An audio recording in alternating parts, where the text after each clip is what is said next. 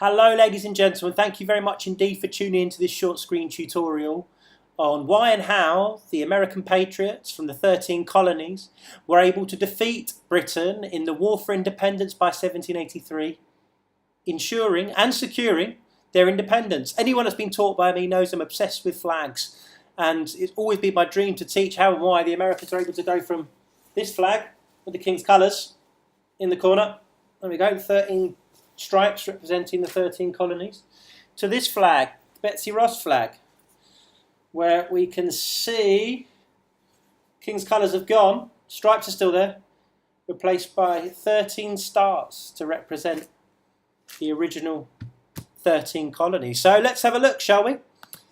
Now, this video is by no means intended to be a full academic overview, so we've already got one of those. I've made a historiography PDF, which is freely available to everyone, no matter where in the world you are. You can download that as a free PDF from historychappy.com. Features 7 preeminent historians.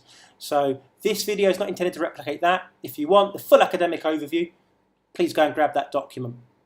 This is mainly to give my students an overview on how to build those essays on the reasons for the final Patriot victory and the British defeat. So let's have a look then. Let's be thinking, before we start looking at the reasons, about how we're going to rank those reasons in order. It says here, a true historian confronted with a list of causes, in this case causes of the British defeat, would feel a compulsion to reduce it to some sort of order or a hierarchy, if you will, and fix their relations to one another, and perhaps decide which cause or which causes or which category of causes should be regarded as the ultimate cause of that defeat.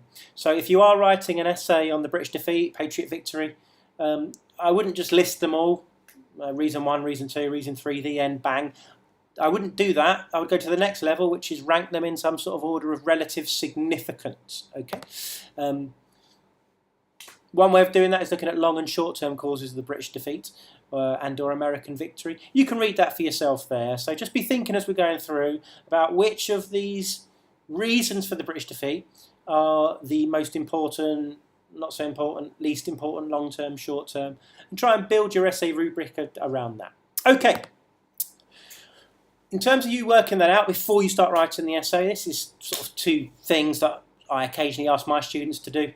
We have here some hexagons or diamond ranking. This is about the causes of the war done by one of my post-16 historians. So obviously we're not looking at the causes, we're looking at the actual events, but the same techniques can apply.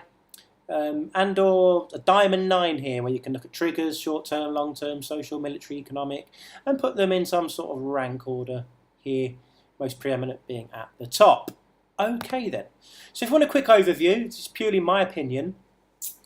The main points, the ones that I wouldn't forget when looking at the War for Independence. In terms of the British defeat, American victory, number 1, the Americans avoid destructive defeats. They do get beaten, the Battle for Long Island, Battle of Bunker Hill, Battle of Camden. The Americans do definitely suffer some defeats, but they're not fatal defeats. They live to fight another day. Key point. Number 2, the British really lack coordination, purpose, vision and strategy. Strategy changes throughout the war. Generals change throughout the war. For instance, Howe goes, Clinton comes in, etc. The actual vision of the paradigm of the war for the British shifts after 1770, the Battle of Saratoga, with French intervention. They're more concerned with defending the homeland and the Caribbean colonies rather than sort of pursuing a vigorous war in America. Number 3, Saratoga is a key turning point of the war. The Battle of Saratoga, upstate New York. The defeat of General Burgoyne there, whilst in and of itself not being fatal, it leads to explicit, overt foreign intervention from first the French, then the Spanish, then the Dutch. So the British go from really just fighting sort of one enemy, the Patriots, to 4, or the world, which is going to be a big ask for Britain. Number 4, well, foreign intervention subsequently skews the British focus and means they've got to divide those already scarce resources. And finally, the whole British war effort is built on the myth of latent loyalism, according to historian Andrew O'Shaughnessy. The British government and Germain, the Secretary of State for America, believes that at heart, the residents or the colonists in the 13 colonies are latently loyalist. That's not true, and as the war goes on, more and more people shift to probably the sort of patriot side. So British strategies ultimately sort of further erode any latent loyalism that did exist to begin with policies like freeing black slaves, which is obviously not going to appease those big plantation owners in the South, especially using houses in the 13 colonies as barracks, etc., etc. So there's your main points. If you're going to remember some, I would remember those 5. Okay, now we have a map of the Revolutionary War itself, and here we have colonist advantages versus British advantages, colonial disadvantages versus British advantages. The British are by no means guaranteed to lose this war. They were the preeminent military power of the day. Okay, you can go through these yourself, and we can see the vast majority of battles in the American War for Independence are actually on the east coast, the original 13 colonies. Okay, here we go. Final thing for you then is a card sort. I often get my students to, when looking at reasons of trying to work out their relative significance, I get them to have a look at those reasons and move them around, put them in some sort of rank order. You can print screen that, take that for yourself, use it in class, use it in your teaching, whatever you want to do, whatever makes you happy. But here are some of the reasons. I'm not going to touch on all of these in the video, but some are going to be touched on. If you want a more in-depth look, Historiography PDF, or you can download this. Take it away. Okay then, the first sort of major battle of the American War for Independence occurs in 1775. It's the Battle of Bunker Hill or Breed's Hill. Well, really, this is a British victory. The British actually win this battle. However, it's what's called a Pyrrhic victory, because 1/8 of the British officers lost throughout this entire war between 1775 and 1783 are lost at this battle. And what this does is really sets the tone for the whole of the war. Because what happens here, the British are charging up a hill, chasing the colonists. So whilst the British win, the win comes at an unaffordable price. And the British, say, one more victory like this, or a few more victories like this, and we'll lose the war. Conversely, the American generals say, I wish we could sell them another hill for the same price. So this really sets that, it's the leitmotif of the whole war. The British chasing patriots, trying to nail them down and decisively defeat them. They do defeat them, but not decisively. The Patriots live to fight another day. So whilst it is a British victory, it's really and truly a Pyrrhic one.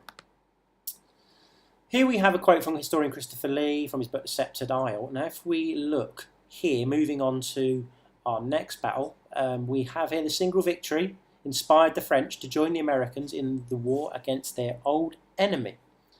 It's not the Battle of Bunker Hill we're talking about here, it's actually the Battle of Saratoga in 1777, where General Jean Burgoyne surrenders his force of about 8,000 to the Patriots. Now, again, this is the British on the move through territory and terrain with which they are not familiar. Again, another leitmotif of the whole war. Taken captive, his men actually, whilst they're taken captive, are allowed passage back home as long as they agree not to fight in the war. So it's not a crippling defeat. But the key significance here is it precipitates overt, explicit foreign intervention. We have a quote here. The American bid for an official alliance with France, achieved in 1778, is justly famous for bringing the revolutionary cause France's considerable wealth and military power. Without France, American independence would never have been won. Now what happens here, the French note that the British have been defeated and can be defeated, therefore they are more likely to get involved in the war because they can see the British are not invincible. Okay?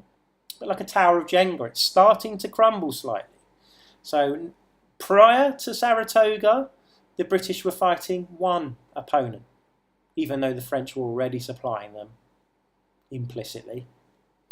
Now the French are officially involved in the battle. Saratoga, huge significance. From David Scott's book, Leviathan, this is how it affects it. So from 1778, the ministry's priority would not be defeating the Americans, but preventing the French taking possession of Britain's lucrative colonies in the Caribbean.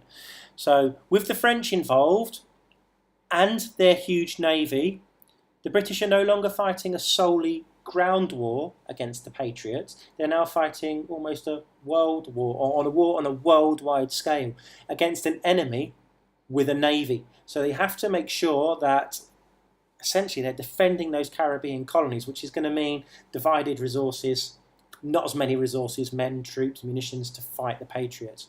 With fewer military resources to go around, the ministry effectively gave up on the northern colonies. Now that is key, at least until France could be defeated. A key point there.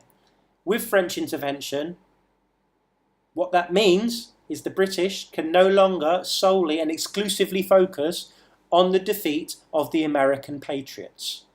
They are now going to have to focus on the defeat of the American Patriots plus a global superpower. A global power at the very least. The French with a navy. Bad, bad, bad news. Okay. So from American historian Barbara Tuchman, rebellion against England of a primary code was now a fact. Evidently. This was realised when in February 1778 France entered into an alliance with the colonies after the stunning American victory at Saratoga in October 1777. To conclude, the alliance changed the war, putting a major power on the side of the rebels and embroidering Britain once more against her ancient enemy.